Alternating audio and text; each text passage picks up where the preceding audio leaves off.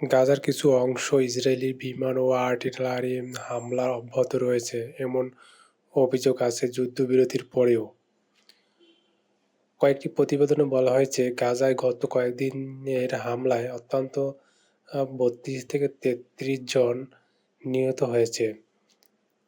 ইংরেজি সংবাদে বলা হচ্ছে, এই হামলাগুলো যুদ্ধবিরতির পরীক্ষা অংশ হিসেবে দেখা হচ্ছে, কারণ ইসরায়েল ইসরায়েল বলেছেন তাদের সৈনিকদের দিকে গুলি করা হচ্ছে। ইসরায়েলের তার হামলাকে প্রতিক্রিয়া হিসেবে দেখাচ্ছে। তারা বলছে গাজায় যোদ্ধারা তাদের সৈন্যদের লক্ষ্য করছে। আন্তর্জাতিকভাবে উত্তেজনা বেড়েই চলছে।